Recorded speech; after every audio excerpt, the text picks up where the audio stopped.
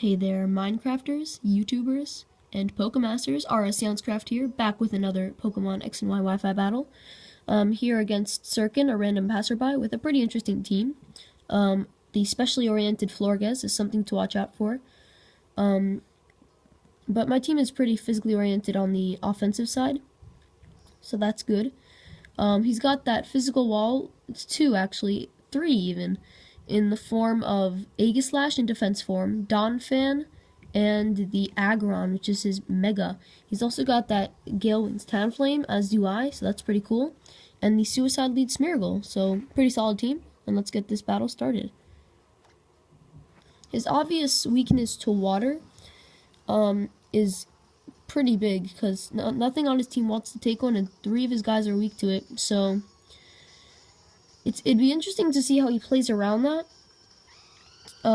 But yeah, so I lead off with my Talonflame, knowing that he's probably going to be setting up those Stealth Rocks, and he hangs on with the Focus Sash as I go for the Acrobatics, putting me to sleep with the Spore. I unfortunately don't have a Water-type Pokemon, so I can't be really exploiting that weakness, but whatever. I'm hoping for the first Wind Wake to take him out with an Acrobatics, but no, he goes for the Stealth Rock, which is fine by me. I'm just wanting to stay in with this Talonflame and wreak as much havoc as I can. Fortunately for me, he doesn't get up the Sticky Web, and I go for the Acrobatics, taking him out. Let's assume what I had, at least, because that's the most popular set I've seen, like default almost. So I've just continued to go for Acrobatics, see how much this does, to gauge what this thing is EV trained in. It does a little under half, so I get taken out by a Rock Tomb. Pretty interesting choice, which I guess is good because it lowers speed if it doesn't take them out. So if he manages to live a hit, he might actually outspeed them. So the Pointed Stones dig into my Rotom, and I don't have a Spinner, or a Defogger at the moment of this battle, so that's kind of sucks. Now here he makes a very good prediction and predicts the Hydro Pump, which is my only Water-type move on this team. And knowing I can't really touch this thing, I go for the Will-O-Wisp and then proceed to go for the Volt Switch, as he goes for the Energy Ball. But I'm invested in both defenses and the rest in speed, so I know I can take at least one.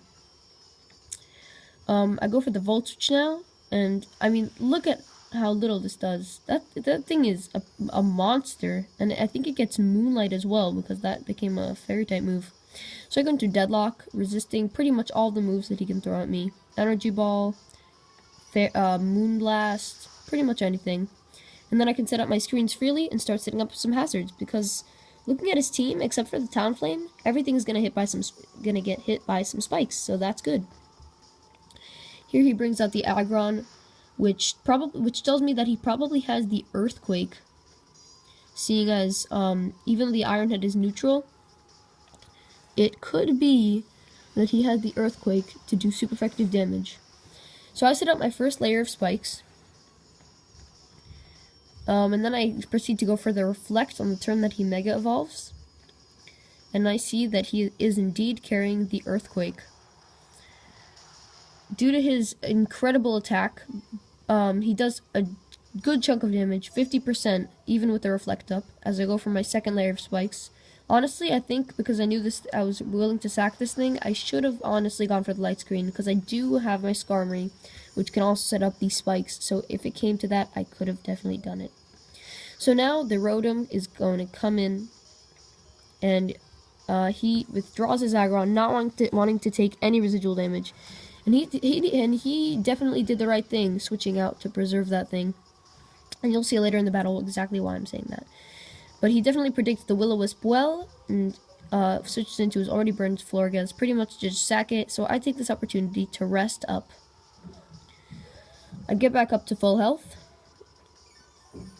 and that's all good, as he goes for the Energy Ball. Now at the time of this battle, I actually forgot to put on the Chesto Berry, so I didn't manage to wake up, which is very unfortunate. But that's the battle for you, and that's pretty much the nature of human error and such. So here he goes into his Aegislash, taking a good amount of damage from the spikes, 1/8 of his HP, as he goes for the Shadow Sneak, hoping to take me out. As it is unable to take me out, and I'm still fast asleep, I know that unless that was minimum damage and this next one will be maximum, I will be able to take it. But yeah, here he goes for the gyro ball, which kind of puzzles me. Because despite him being extremely slow compared to me, that gyro ball is quad resist, so yeah. Here I wake up with have 4 HP remaining, go for the Will-O-Wisp, and manage to burn that Egg Slash, having his attack and definitely making him less of a threat. Now here I want to save my Rotom in case I can manage to rest up again.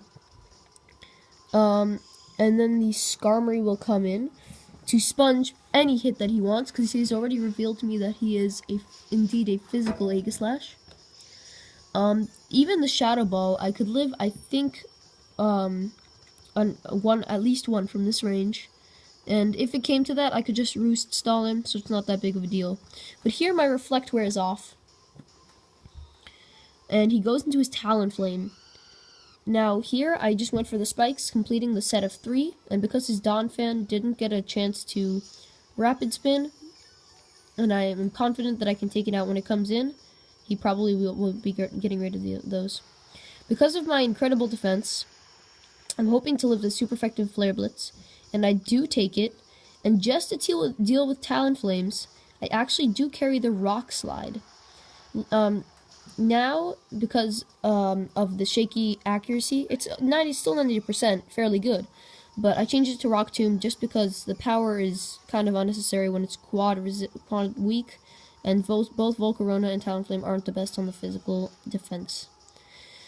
So here he goes into his Donphan, takes 25% from the spikes, and I don't have a Ghost on this team actually, so not that I can think of. So I go into Rotom just as Death Fodder so that the Rapid Spin will not hit. But he actually decides to go for the Rock Tomb.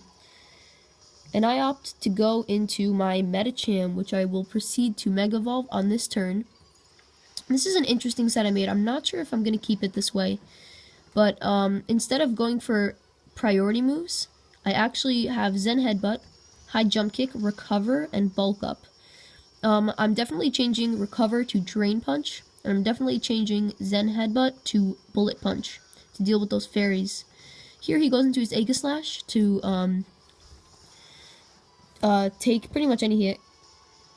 And I go into my Skarmory after the spikes damage, and those Pointed Stones are definitely making a difference, racking up very quickly.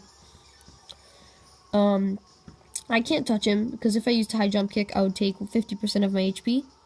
And otherwise, the Zen Headbutt is resisted. And although Mega Medicham is extremely, extremely powerful, it will not be enough to take him out in 2 or maybe even 3 hits. Here, I predict a switch and go for the Roost, which is definitely a good play on my part. The Skarmory comes into play later, but it won't be that big of a deal, and you'll see exactly why soon. Here he goes for the Takedown, which kind of puzzles me. Probably predicting a switch, maybe to deal with other typings, I don't know. I forgot to breed Whirlwind onto this thing, so I just gave it Roar instead. And he's hurt by the spikes with his Aegislash, and that's all good. Because it gets taken down, and I'm at a sizable amount of HP, almost at full. So if I get back up to full, then my Sturdy would be intact, and that would be even better. So here, he goes into his Aggron. He's hurt by the spikes once more, down to 50%, as he hasn't taken any prior damage. And now I go into Hunger the